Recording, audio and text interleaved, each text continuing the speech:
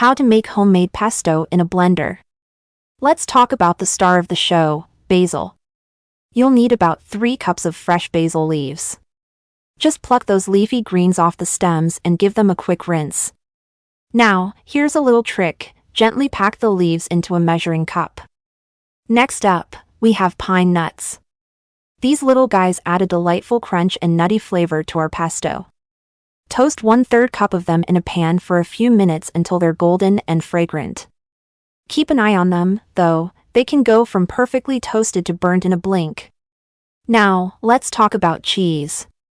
Parmesan is the way to go for authentic pesto. Grab a block of Parmesan and grate it yourself for maximum flavor.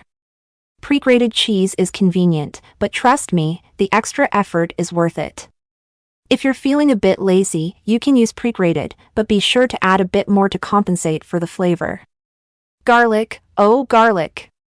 This pungent little bulb is the soul of pesto.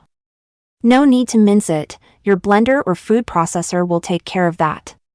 Just toss in a few cloves, and let the machine work its magic. Don't forget the liquid gold, extra virgin olive oil, ½ cup. Splurge on a good quality oil for the best flavor. It's the foundation of your pesto, so choose wisely. Lastly, salt and pepper, 1/2 teaspoon. Here's where many home cooks make mistakes. Don't be shy with the seasoning. Taste your pesto and adjust the salt and pepper until it sings. Now, let's get blending. Toss the basil, pine nuts, Parmesan, garlic, salt, and pepper into your blender or food processor. Pulse it a few times until everything is finely chopped.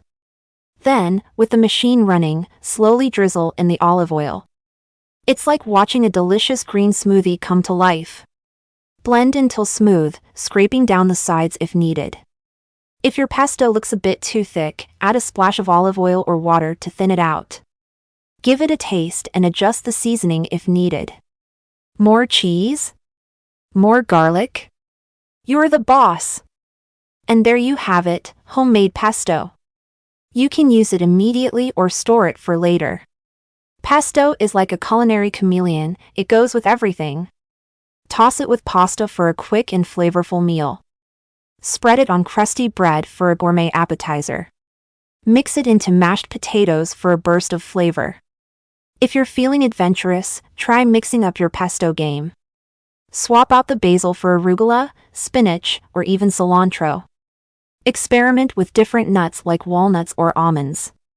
Want to make it vegan? Sub in some nutritional yeast for the Parmesan.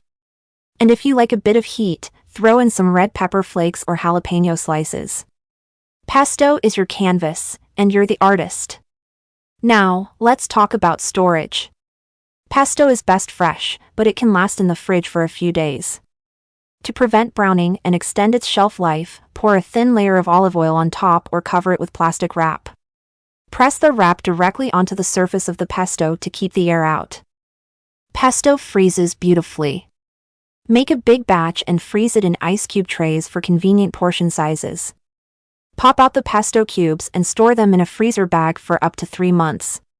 It's like having a stash of flavor bombs ready to go whenever you need them. So there you have it, the ultimate guide to making pesto at home. It's fresh, flavorful, and oh so versatile. Give this recipe a try, and let us know how it turns out. Thank you for joining us today.